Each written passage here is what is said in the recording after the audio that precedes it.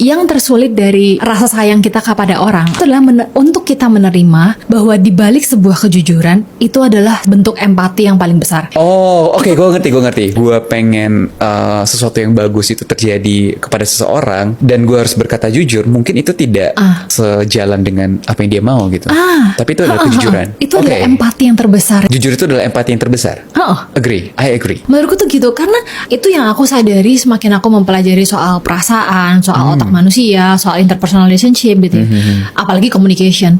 Aku rasa masalah kita itu adalah ketidakmampuan kita untuk menerima atau kesulitan kita untuk menerima bahwa sebuah kejujuran itu adalah bentuk empati yang paling besar. Karena bentuk rasa sayang kadang-kadang juga. kita tuh betul, that is the purest kind of love nggak sih? Karena kalau gue nggak peduli sama orang, gue malas jujur juga gitu loh. Pertama dia nggak pernah masuk di kepala gue, gitu kan? Kayak ngapain gue mikirin hidup dia? Gue aja udah repot mikirin hidup gue.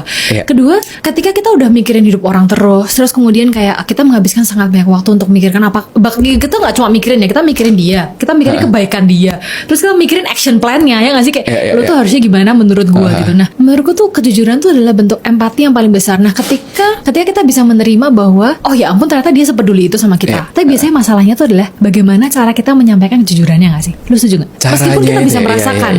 Nah, masalahnya untuk bisa mengerti itu, lo butuh waktu, kebijaksanaan, dan experience. Itu yang membedakan gue sekarang maturity, sama maturity. Itu yang membedakan gue mungkin hari yang sekarang dengan hari 8 tahun yang lalu kali ya. Karena dulu itu gue beneran gak mengerti kenapa orang tua gue itu gak bisa mengerti gue. Harus kayak gitu, iya. Kenapa mereka gak bisa ngerti apa yang ingin gue lakukan? Tapi sekarang pertanyaan beda. Kenapa gue gak bisa mengerti mereka? Gimana caranya gue buat mereka mengerti? Gitu. Dan gimana caranya gue bisa membuat mereka mengerti apa yang gue ngerti?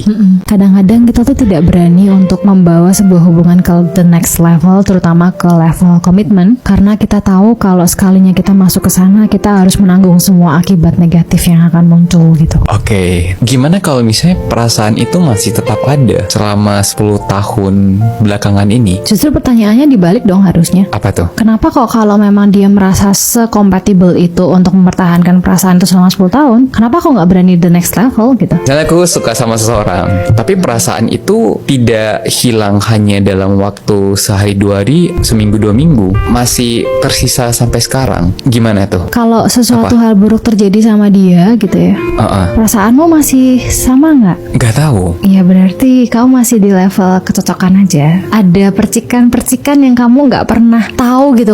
Kalau dicari tahu lebih dalam, itu kemudian akan menjadi sebuah kecocokan atau enggak gitu. Karena kamu belum terlukai kalau sesuatu terjadi sama dia tuh.